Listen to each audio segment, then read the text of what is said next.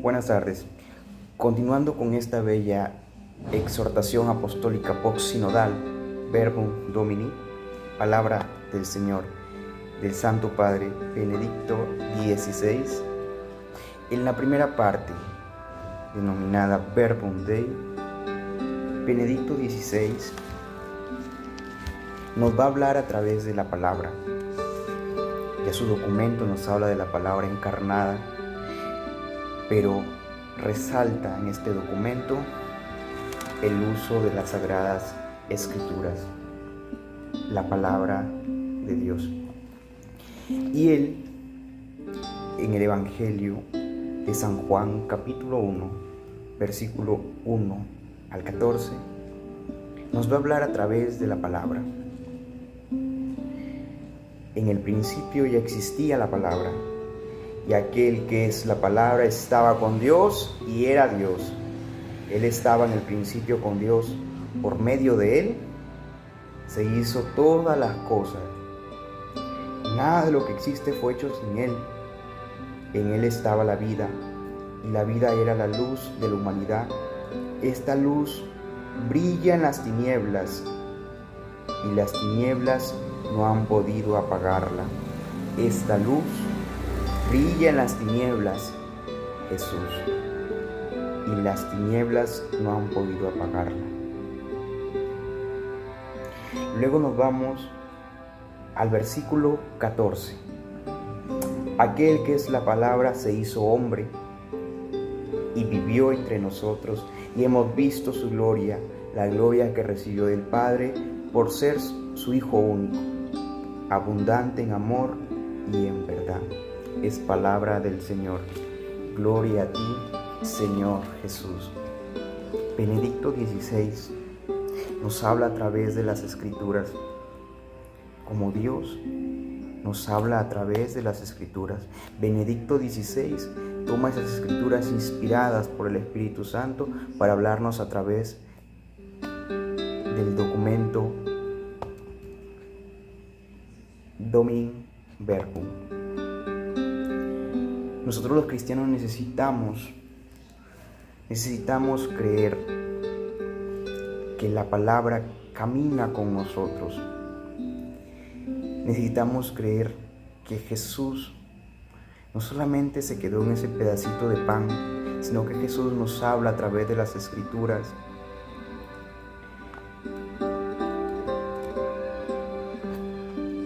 El autor en esta encíclica saca su mejor estilo como maestro, teólogo y analista preocupado de los métodos para realizar la verdadera hermenéutica bíblica. Se presenta a Dios que habla el contenido de esta encíclica. En el contenido de esta encíclica se presenta a Dios que habla al Dios de la Biblia en diálogo amoroso con la humanidad. Una palabra de Dios que tiene un rostro, Jesucristo, el Verbo encarnado que se ha manifestado prioritariamente en la vida de Jesús de Nazaret. En la encíclica se nos explica cómo nos llegó la revelación de la palabra de Dios, en proclamación de la buena noticia de Dios proclamada por Jesús y puesto después por escrito por sus seguidores. Esta proclamación forma parte de la revelación divina, de forma que la Sagrada Escritura, el Antiguo y el Nuevo Testamento, es la palabra de Dios atestiguada y divinamente inspirada por Él. La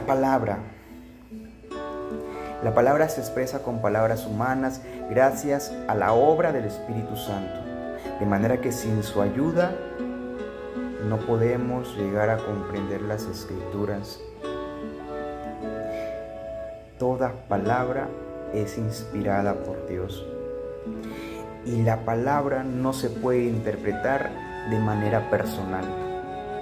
La palabra se interpreta en comunidad, en la iglesia y dentro de la iglesia. Por eso es que nosotros los cristianos debemos recuperar ese hábito de lectura para poder tomar nuestra Biblia y poder hablar de Jesús resucitado, de Jesús que habla con el pueblo, de Jesús que dialoga con sus hermanos. Y todo eso lo podemos encontrar en la palabra, porque el cristiano que no lee las Escrituras no conoce a Jesús, porque a Jesús lo encontramos en las Escrituras, en la Biblia. Esto nos pertenece. Por eso es que debemos usarlo. La palabra divina se expresa a lo largo de toda la historia y se sigue expresando. A Dios nadie lo puede callar. Nadie. Dios sigue hablando al pueblo a lo largo de la historia de la salvación y llega en su plenitud en el misterio de la encarnación, muerte y resurrección del Hijo de Dios. La creación nace de Logos, el Verbo, y lleva la marca imborrable de la razón creadora que ordena y guía. Imagínate Dios creando el universo con su palabra. Por su palabra, ofrece a los hombres en la creación un testimonio perenne de sí mismo.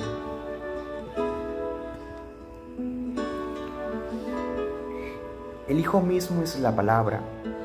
Jesús es la palabra. Jesús es el Verbo, el Logos. La palabra eterna se ha hecho pequeña. Dios, siendo Dios, decidió hacerse hombre y habitar entre nosotros. Se ha hecho como nosotros, para que nosotros podamos ver en Él y encontrar en Él a nuestro Padre. En Jesús se revela la identidad del Padre, el Padre amoroso. Verbum in ecclesia. A cuantos la recibieron, les da el poder para ser hijos de Dios. Juan 1:12. La iglesia acoge la palabra. El Señor pronuncia su palabra para que la reciban aquellos que han sido creados precisamente por medio del Verbo mismo, que vino a su casa. Juan 1:11. El prólogo del cuarto evangelio nos sitúa también ante el rechazo de la palabra divina por parte de los suyos, que no la recibieron. Cristo presente en la vida de la iglesia. No es acontecimiento pasado, sino presente. Y sabed que yo estoy con vosotros todos los días hasta el fin del mundo. Mateo 28:20. Dios, que habló en otros tiempos, sigue conversando siempre con la esposa de su Hijo amado, y el Espíritu Santo, por quien la voz viva del Evangelio resuena en la iglesia. La iglesia no vive de sí misma, sino del Evangelio, y en el Evangelio encuentra siempre de nuevo orientación para su camino. La liturgia, lugar privilegiado de la palabra de Dios. La iglesia, considerada como casa de la palabra, se ha de prestar atención ante todo a la sagrada liturgia como ámbito privilegiado en el que Dios nos habla en nuestra vida. Cristo mismo está presente en la palabra, pues es Él mismo el que habla cuando se lee en la iglesia la Sagrada Escritura. Pues la sabia pedagogía de la iglesia, que proclama y escucha la Sagrada Escritura, sigue el ritmo del año litúrgico, puesto que la liturgia de la palabra es un elemento decisivo en la celebración de cada sacramento de la iglesia. Jesús lleva a cumplimiento en sí mismo la antigua figura. El pan de Dios es el que ha bajado del cielo y da vida al mundo. Yo soy el pan de vida. Juan 6, 33 al 35. De este modo, en el misterio de la Eucaristía se muestra cuál es el verdadero maná. El auténtico pan del cielo es el Logos de Dios que se ha hecho carne que se ha entregado. Esta es la Eucaristía. El documento señala que junto a la palabra es de vital importancia el leccionario, y la instrucción bíblica debe apuntar a que los lectores estén capacitados para percibir el sentido de las lecturas. La necesidad de mejorar la calidad de la homilía está en relación con la importancia de la palabra de Dios. Palabra de Dios, reconciliación y unción de los enfermos.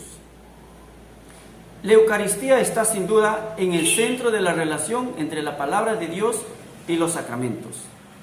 Conviene subrayar, sin embargo, la importancia de la Sagrada Escritura también en los sacramentos de curación, reconciliación o de la penitencia, y en el sacramento de la unción de los enfermos.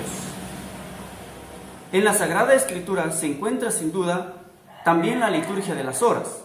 En efecto, en la liturgia de las horas, la Iglesia ha desempeñado función sacerdotal de Cristo, su cabeza, ofrece a Dios sin interrupción.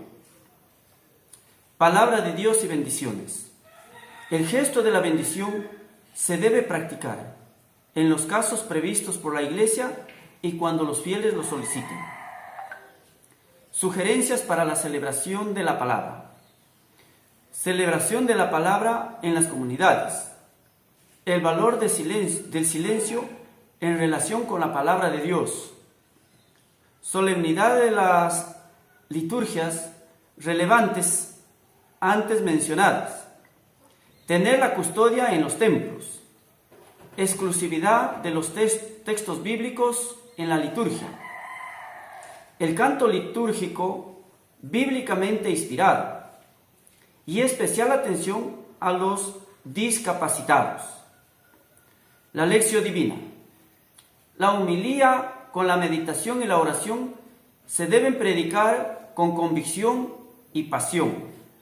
Que sea una verdadera lectura orante de la palabra. Debe tener las siguientes preguntas. ¿Qué dicen las lecturas proclamadas? ¿Qué me dicen a mí personalmente?